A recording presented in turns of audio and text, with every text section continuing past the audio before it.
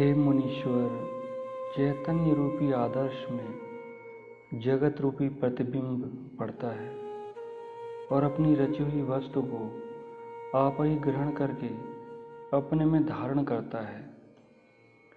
जैसे गर्भिणी स्त्री अपने गर्भ को धारण करती है, वैसे ही चैतन्य तत्व जगत रूप प्रतिबिंब को धारण करता है। हे मुनीश्वर, सब क्रियाएं उसी देव से सिद्ध होती हैं और सूर्य आदि उसी से प्रकाश देते और प्रफुल्लित होते हैं। जैसे नील और रक्त कमल सूर्य से प्रफुल्लित होते हैं, वैसे आत्मा से अंधकार और प्रकाश दोनों सिद्ध होते हैं।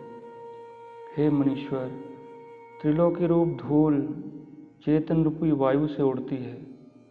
जो कुछ जगत के आरंभ हैं, उन सबको चैतन्य रूपी दीपक प्रकाशित करता है। जैसे जल सींचने से बेल प्रफुल्लित होती है और फूल फल उत्पन्न करती है, वैसे ही चैतन्य सत्ता सब पदार्थों को प्रकट और सबको सत्ता देकर सिद्ध करती है। हे मुनीश्वर, चैतन्य ही में जड़ की सिद्धि और चैतन्य ही में जड़ का अभाव होता है। जैसे प्रकाश ही से अंधकार सिद्ध होता है और प्रकाश ही से अंधकार का अभाव होता है, वैसे ही सब देह चैतन्य से सिद्ध होते हैं और चैतन्य ही देहों का अभाव होता है। विष्णु भी उसी से होते हैं और शिव जी भी उसी से होते हैं। हे मुनीश्वर, ऐसा पदार्थ कोई नहीं जो चैतन्य बिना सिद्ध हो। जो कोई पदार्थ है सो आत्मा से ही सिद्ध होता है।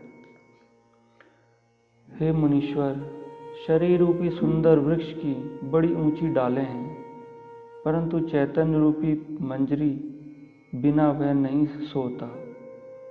जैसे रस बिना वृक्ष नहीं सोता, वैसे ही चैतन्य बिना शरीर नहीं सोता। वर्ण घटना आदि जो विकार हैं, वे एक आत्मा से ही सिद्ध होते हैं। यह सब जगत चैतन्य रूप है और चैतन्य मात्र ही अपने आप में स्थित है।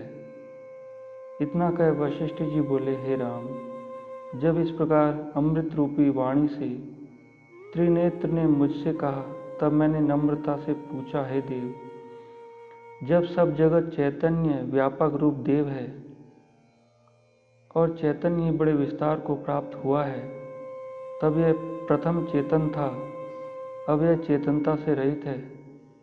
इस कल्पना का सब लोकों में प्रत्यक्ष अनुभव कैसे होता है?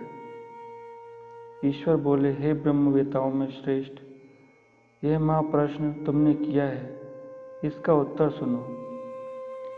इस शरीर में दो चेतन स्थित हैं।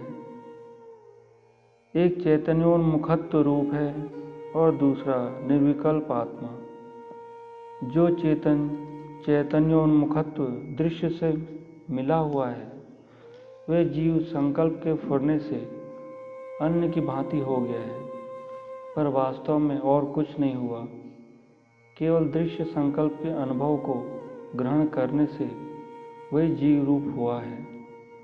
जैसे स्त्री अपने शील धर्म को त्याग कर दुराचारणी हो जाती है, तो उसकी शीतलता जाती रहती है, उसकी शीलता जाती रहती है, परंतु स्त्री का स्वरूप नहीं जाता।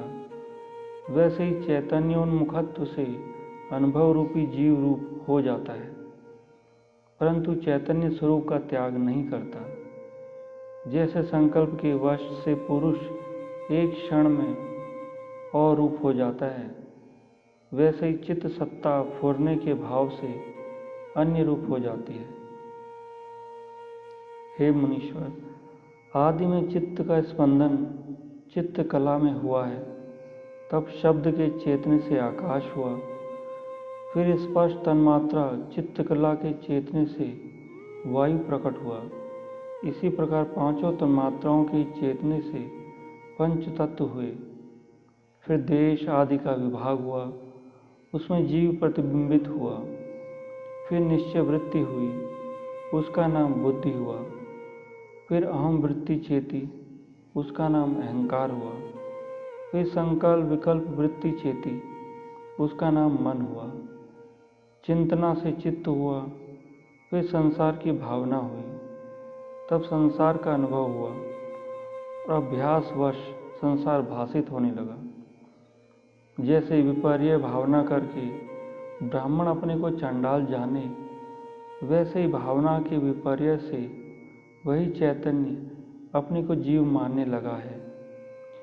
संकल्प की दृढ़ता से वही चैतन्य चेतन रूपी जीव रूप को ग्रहण कर संकल्प में बरतता है और अनंत संकल्पों से जड़ता तीव्रता को प्राप्त होकर जड़ भाव को ग्रहण कर देव भाव को प्राप्त होती है। जैसे जल दृढ़ जड़ता से बर्फ बन जाता है, वैसे ही चैतन्य जब अनंत संकल्पों से जड़ देह भाव को प्राप्त होता है, तब चित्त मन मोहित हो जड़ता का आश्रय करके संसार में जन्म लेता है और मोह के कारण तृष्णा से पीड़ित होता और काम क्रोध संयुक्त भाव अभाव को प्राप्त होता है एवं अपनी अनंतता को त्याग कर परिच्छिन्न व्यवहार में बरतता है।